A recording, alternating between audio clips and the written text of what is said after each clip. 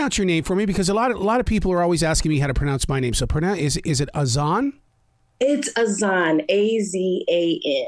I love the way that you put the apostrophe in it, because you know what? That's going to sell merchandise, that apostrophe. When I saw that in there, I'm going, oh my God, we've not seen this before. So exciting. No, thank you so much. Yeah, I always thought it was sort of, unique and different, but I just want to make sure people, accept it and, know how to say it and stuff too. But you know what I love about what you guys are doing this year on NBC's The Voice is that you're allowing, or they're allowing, only single names on there. And I've always been a firm believer of that, because in radio, people, that they would say your first and last name. I'd say, but my name is not Arrow Collins, it's Arrow. And then no, you've got to say both of them. So I love the fact, Azan, that you are putting just Azan out there, because we're going to remember it. Oh yeah, no, thank you so much. And I appreciate The Voice for, allowing that to happen as well. I feel like 2023, it's new artists, and, we represent ourselves differently. And so it's just awesome that they were able to accept that from us. We're in the wedding business together. Oh my God, we love our weddings, don't we? Yes. Oh my God, they're the best. I mean, I wish that, but then again, I don't wish that brides and grooms and moms and dads would really understood what we go through when it comes to show prepping for a wedding performance, because we don't just show up, do we? Oh yeah, no. There's definitely a lot to go into it, and being a bride almost, only a year ago myself, I understand the stress behind having a wedding. So, yes. How did that change you as a wedding singer? Because, I mean, all of a sudden you experienced what it's like to be a bride. And now on the other side of that, you're still performing. It's like, oh, so now you have a better understanding of the journey. Oh, yeah. Honestly, I feel like I've always adored weddings. I love just lovey-dovey romantic moments. But being a bride myself, it kind of changed my perspective a little bit. Instead of just kind of like, okay, we're going. Yes, it's a special moment, but we're here to do the job. It's more so like I'm emotionally invested and kind of tied into it a little bit more than what I was before. And just understanding just how grand, like these people are specifically choosing you to share this moment with. And it's such a blessing and an honor. So yeah. You're in two different bands. How is that possible? I mean, one is not jealous of the other? No one's jealous of the other. The first band I've been with for a couple of years, and they're amazing, Common Ground band. The other band I joined is the Jan Wiles. They're fairly new to me, but they're amazing. They kind of do more of like corporate events. So the Common Ground, we do more like, we have residencies in Deep Ellum and Dallas. So that's more like pop, a little more performance. I can do more Whitney's, Bruno Mars, Beyonce's, and like the Jen Wiles is a little more jazzy, a little more soft, so it kind of equals out. Now, being a high stepper, how is it that you're able to keep your vocals under control? Because we're being blown away right now by Pink, who's doing a bunch of stuff up in the sky. I don't get it. I mean, I grew up watching Janet Jackson do her thing on stage. I don't get it. Yeah, it's so amazing. As one of my idols, or one of the artists I looked up to, was Beyonce for years, like from as far back as I can remember. So, seeing how her work ethic is and how she rehearses and preps for her shows has really kind of inspired me.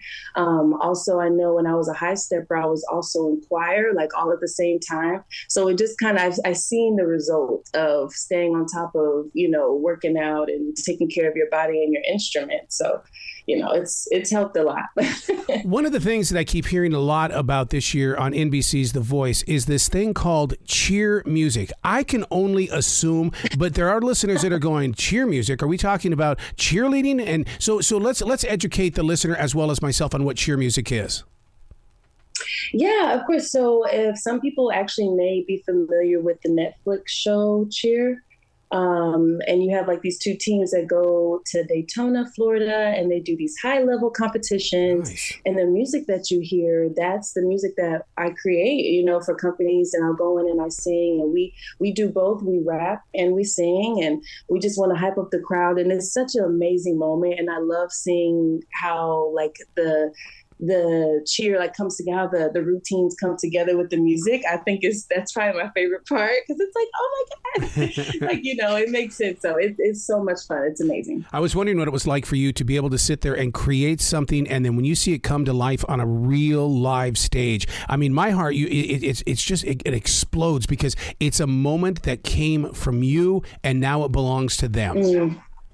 Oh man, that's an honor by itself. It's so beautiful, and to work with so many amazing people on there with the great team, it makes it even better. So the way you embrace independence is so inspiring, and it's based on your mother's strength. Oh my goodness, yes. Oh my gosh, no, my mother is my absolute heart and my soul. I adore her so much. Like having my mom as a single mom has really shaped me to be the woman who I am today. And she's just the best mom. I feel like, it kind of has strengthened me on a different level, mentally and emotionally, I don't know. I just feel like I just carry myself a little bit different in life when you have a mother or a father, a single parent. It's different, Mm-hmm. when you may lack or be without one or the other. You have to kind of pull yourself up by yourself, if you don't have, what you need from the other parent. So my mom has definitely played both worlds and both parts, and she's amazing. So I love her. She's honestly one of my biggest fans between her and my husband. Now that's a fight right there. I mean, because it's such a different world when you have a single parent, because while it's happening, you feel like an outcast because everybody else has two, but I only have one. How am I going? And then, and when I was a kid, I'm not going to lie to you. I mean, I went up into my bedroom and I created my own little world because I wanted to have what everybody else had. Mm-hmm. Mm-hmm. No, for sure. Yeah, I can relate to that 100%. And honestly, I think that's why it tied me into music the way that it did, because, my parents divorced when I was 4. So hearing, the R&B music and the soul music and neo soul, and when they talk a lot about relationships and love, that hit me a little different because I unfortunately didn't really get to see a great, so-called great example, the best example of a relationship and how that looks like. So that's why, music to me, that's why I kind of, I guess I would say like gravitated towards music because I was so interested in to see what this love that everybody's talking about. So. Do you give yourself permission to still dream? Because, sometimes people who reach a certain point, it's like, okay, be not in fear of what you dream. It's how you dream because, you can overdream. No, I feel like dreams will be forever. I feel like the older you get, you grow, you change. You're a lot different than when you were 8 years old. So I feel like, you may have the same dreams, but it's never too late. You're never too old to keep dreaming. I see people, you hear stories all the time. There's actresses who were 40, 50, 60 years old, just beginning, and they're, top actor actresses in the world. So I feel like it's never too late. It's never too late. What about when it comes to social media? I cannot imagine how many people are discovering you, following you, wanting to be like you, because I mean, you seem to be so down to earth and so approachable. Oh, well, thank you. I definitely try. To, portray that a lot. But I would say it's been interesting. It's been really different. I guess because there's so many different social media outlets these days. Outside of like your Instagram, Facebook, you have the TikTok and Twitter, and then you have YouTube. You have so many different outlets, and so, I feel like seeing so many, fans and followers coming from every outlet, it's like it could be a little overwhelming, but again, it's all a blessing. So I think the DMs and messages and comments that I've received have been nothing but sweet, nothing but positive. And so I appreciate every single comment and follow for sure. Am I wrong to think that once you hit that LA stage that your lifestyle changes because you can't sit around and binge watch television because to me, your vocal pipes have got to be wide open and you've always got to be aware of how you're sitting, where you're eating, what events you're attending. And because, I mean, all of a sudden you are now not just a machine, but a musical instrument that has to show up. Oh, for sure. It's definitely important to maintain your instrument. I think, singing, even if it's a little bit every day, helps, drinking tea, staying hydrated, getting your rest. Those are all basic important things to maintain your vocal cords. And so it's no matter what your instrument is, it, could be horns or whatever it is. I just feel like it's important to maintain it always. I can't imagine what your sweetheart is doing, your husband, and the reason why is because you guys have been together since the very beginning. So to go from that era of being in school together to where you're with the wedding bands and things to right now the world is watching you. I can't. Wow, his eyes must be lit up with tears. No, yeah, he is my ultimate sweetheart. Like he is like the other half of my heart. I swear. He's my best friend. And for us, from him seeing me really start my music career, like seeing me write, seeing me record, seeing me perform my bands for the first time before I even joined a band. And to see me from then to now, like he's literally like in shock. Like he gets so excited as if it's as if like we're not, like he doesn't know me. Like he'll watch my audition, my blind audition and battles, and he's just in awe. And it really brings tears to my eyes sometimes because I know that he's just so proud because he has seen me from the start to now. So it's just a blessing to have a best friend like him by my side, and we support each other through everything. So it's great.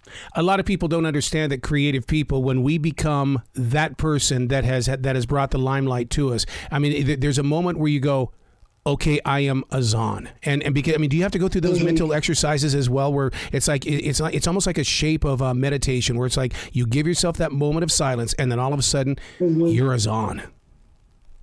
Oh, yeah, for sure. It's definitely, I've definitely went through that a couple times, to be honest, because I kind of grew up really shy. So trying to kind of fight that has been a battle growing up. But the more I performed has helped me so much. And so I just feel like it's moments where I have to just kind of take it in and say, hey, there are people that are really looking up to me and watching me and following me and listening to me. And it's so important, that I just stay true to myself no matter what. So.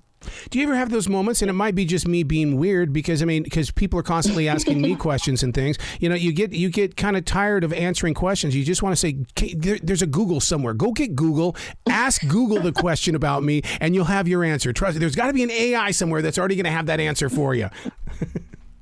And what's so funny is because I consider myself very humble. So it's like, I feel like I wouldn't even know if I could say that because I'm like, well, I'm still kind of getting my, foot out there. So, I'm always open for people to ask questions. Matter of fact, I would probably rather them ask me directly than Google it. So, it works out. The best part of the journey so far, and it's very difficult to even ask that question, and the reason why is because, every day is a brand new beginning. But is there something that you've picked up, you go, wow, I would not have done what I just did if I wouldn't have taken a chance yesterday? What's so wild is it almost brings me to tears, because if someone were to ask me what the best part of this entire journey has been so far, it's the discovery within myself. I used to doubt myself like really bad. I'm such a perfectionist, and I'm my biggest critic. So like, say for example, I sing one whole song and it could be one wrong note, and I'm like, oh man, it's horrible. I'll throw it away. I have to start over. And, my husband and my mom, and which is why I appreciate them so much, is they're always like, do you hear yourself? Like I really, I'm so hard on myself. And I appreciate having people like that in my corner to always remind me of how this is like a God-given gift. Is how, I see it. So I just appreciate them reminding me of that. But also, it's just the development of me as an artist, as a human being. My anxiety is just like kind of chilled because I'm always just understanding that where I am right now, it's like, this is the present moment. Like, I am the best version of myself right now. I manifest, I speak these things to myself. Being away from your family, that's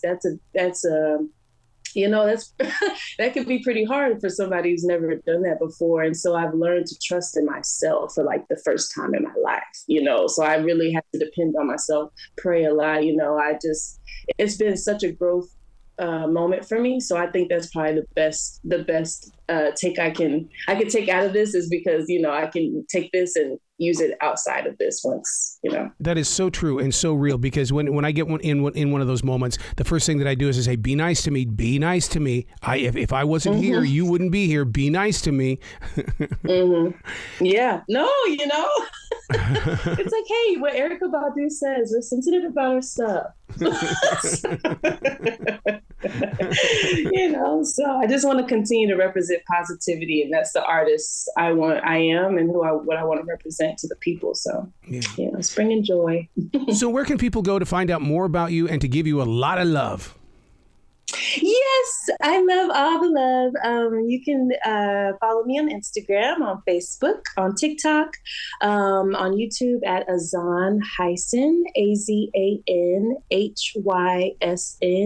all caps with the cute little mark at the top of the A. Okay, we can't forget that.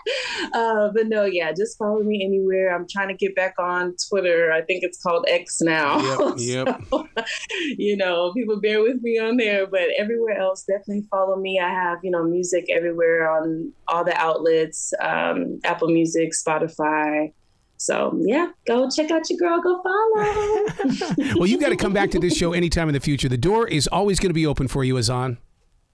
Oh, thank you. Okay, no, this has been a pleasure and an amazing talking with you. Thank you. Well, you be brilliant today, okay? I will. You too. Have a great day.